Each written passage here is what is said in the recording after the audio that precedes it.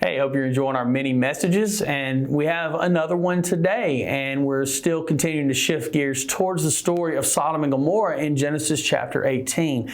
Now, if you remember back up, as we just covered yesterday, God shares or begins to share with Abraham what he's looking at and what he's thinking of and the judgment that he's going to bring down upon Sodom and Gomorrah. And so in verse 20 and 21, he picks up here. He says, "So the Lord told Abraham, I've heard a great outcry from Sodom and Gomorrah because their sin is so flagrant. I'm going down to see if their actions are as wicked as I have heard. If not, I want to know." Continuing in verse 22, the other men turned and headed towards Sodom, but the Lord remained with Abraham.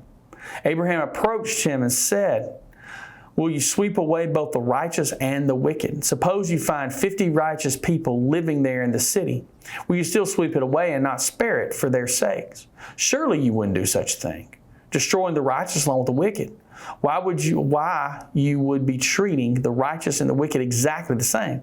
Surely you wouldn't do that. Should not the judge of all the earth do what is right?" And the Lord replied, "If I find 50 righteous people in Sodom, I will spare the entire city for their sake." Now, this gives us some key insights here. Number one, it just solidifies that the two men that were with the Lord were angels. Because as you continue on, these two men leave. They go ahead and head towards Sodom and Gomorrah, and the Lord stays with Abraham and has this conversation with him. And we know these two men will then arrive in Sodom.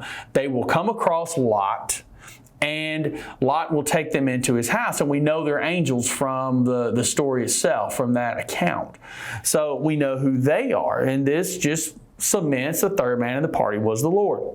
So the Bible tells us that Abraham approached him after he told them this. The Lord remained with Abraham and he approached him. Now, this is interesting. If we're going to intercede for somebody, and that's what Abraham was doing here. He was interceding. It was like an intercessory prayer. He was reaching out to the Lord on behalf of the people of Sodom and Gomorrah.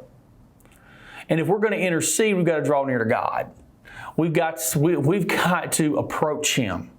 We've got to desire to be close to Him. We've got to desire to have a strong relationship, friendship bond with Him.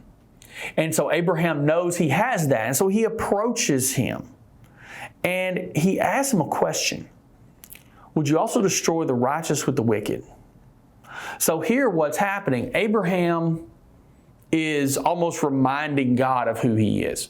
Now, does God need to be reminded of who He is? No, He doesn't. He knows who He is. But so many times we pray, we say these things, Lord, you are good. And it's true. There's almost an adoration of that, of giving praise to God for who He is. So here he does this. He intercedes for them. He uses the Lord's own nature and principles to appeal. Now, one of the things that I find interesting here is that He would appeal for this city at all. You know, a lot of people might have just said, well, Lord, that is a pretty wicked place. Could you just get my nephew Lot out of there before you destroy it? But no, He interceded on behalf of the entire place. He said, Lord, if there's just 50 righteous people, just 50 people that follow you, will you spare them?